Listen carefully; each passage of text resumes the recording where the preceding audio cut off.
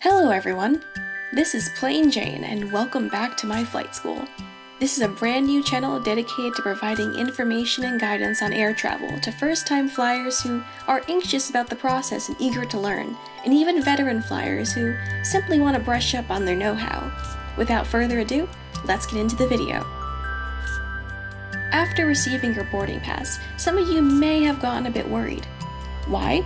Well, at times, airlines can print some odd errors on your boarding pass, such as combining your first and middle name, cutting off your last name/surname, or other wacky incidents. I wanted to cover the essential information that should be correctly displayed on your boarding pass, and hopefully dispel some of your fears over airline faux pas that may not actually be a problem. Beyond that, I wanted to go over what to do if you do actually have an issue.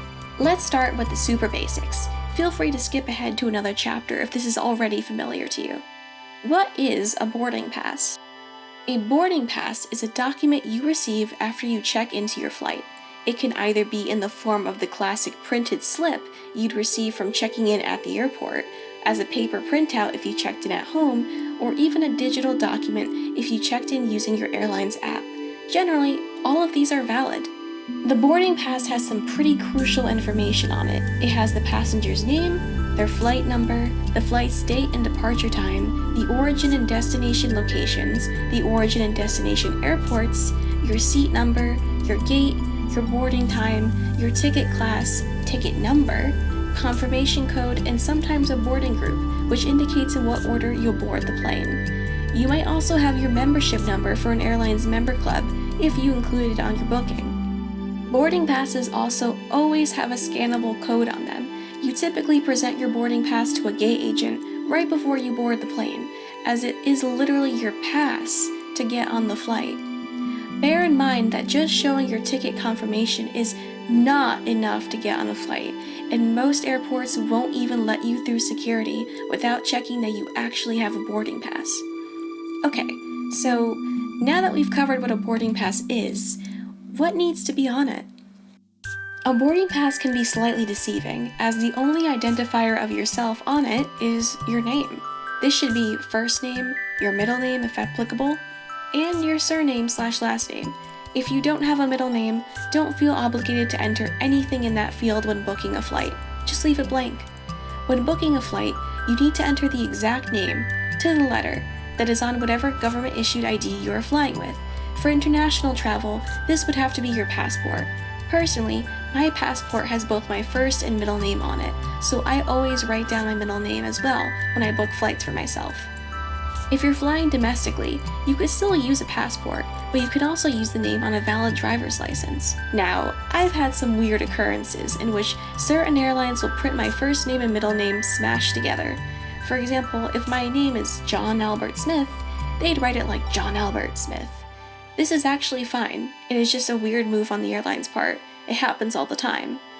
Another strange one you can get is with some airlines like British Airways that usually require you to enter in your prefix while booking, and by this I mean titles like Mr., Mrs., Miss, Doctor, among others. I've had British Airways write down my name as, for example, Mr. John Albert Smith, or even some weirder scenario where they would make Mr. my middle name. This is also fine. You will not be denied boarding for either of these scenarios. The most important name on your boarding pass is your last name/surname. Ensure that it is spelled correctly. Now, there are also some other criteria not explicitly printed on your boarding pass that are important to get right. This would be your birth date and gender. When you book a flight, you're assigned a confirmation number, usually referred to as a booking reference number. This number is printed on your boarding pass. It is possible to be denied boarding because of inconsistencies in your gender and/or birth date on your passport with the information on your booking.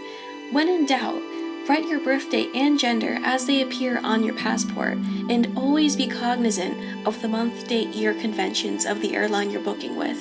Bear in mind that Americans write their dates as month, day, year, whereas many Europeans will write day, month, year. This could lead to a lot of booking errors that could complicate a flight. Also, keep in mind that a number of countries require API, or Advanced Passenger Information, before you fly nowadays. This is usually information like your passport number, passport expiration date, country of residence, your permanent home address, and phone number, and optionally an emergency contact. An airline can potentially prevent you from flying without this information. In order to provide it, go to your airline's website and select Manage My Booking and enter in your booking reference number and your last name. This will be covered more in a future video. So let's say we've hit worst case scenario.